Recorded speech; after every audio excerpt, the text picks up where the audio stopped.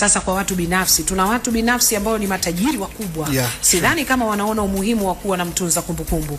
Pengine kwa nafasi hii uchukue kuweza kuwaeleza ni athari zipi ama ni hasara kiasi gani anaweza kuipata kwa kumkosa mtunza kumbukumbu kwenye taasisi, kampuni ama ofisi yake. Okay, asante sana ndugu mtangazaji. Namba moja ni kukosa mwendelezo wa kampuni au taasisi yake. Kwa sababu tunasema kumbukumbu ni kitu kinachoishi na kinaeleza uhalali wa taasisi. Sasa inapotokea hauna mtunza kumbukumbu kwenye taasisi yako, tafsiri yake ni kwamba siku haupo wewe, taasisi yako itashindwa kuendelea, haitoweza kuendelea. Lakini kama ungekuwa umeajiri mtunza kumbukumbu, angeweza kukutunzia kumbukumbu zako vizuri. Baada ya wewe kutoweka, hatuombei labda Mungu kakuchukua, kumbukumbu zitasaidia taasisi yako kuendelea kuishi. Mfano, taasisi inakuwa na kibali kilichoipa mamlaka hiyo taasisi kuendesha shughuli fulani. Sasa mmiliki wa ile shughuli amefariki au amepoteza ile kumbukumbu, tafsiri yake ni kwamba ile taasisi ifungwe au ifutwe. Hiyo ni hasara kubwa, namba moja.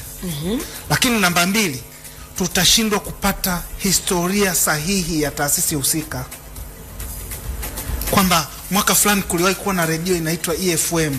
Hakuna sehemu yote imekuwa documented. Hakuna. Wala huyo mtu aliyekuwa anaimiliki, hakuna sehemu yoyote nyaraka zinaonyesha amewahi kumiliki. Kwa hiyo ni hasara kubwa sana.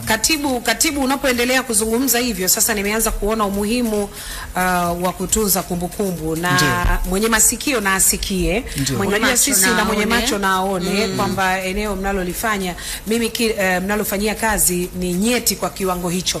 Unajua, wakati unazungumza mimi nilikuwa nakusikiliza yale maneno usio yatamka. Miongoni mwa maneno ambalo hujalitamka ni kwamba wewe kama mtu mmiliki wa taasisi ama kiongozi wa kampuni, unaweza wewe mwenyewe tu ukapoteza kumbukumbu. Kuna tatizo hilo watu wanalipata. Madaktari wa afya ya akili, magonjwa ya kichwa wanatambua hilo. Unaweza tu uka lose memory. Kwa hiyo wewe hukumbuki chochote. Kama unamtunza kumbukumbu, anajua baba ana mafuso matatu. Moja alilichukua Fatma. Fatma atalirudisha kesho kutwa.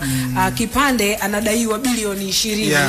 Alikubaliana naye kulipa milioni 100. Kwa hiyo yule atakuwa mwongozo wa kumbukumbu zako wakati ukipata matibabu, kama utapona au baadaye hautoweza kupona.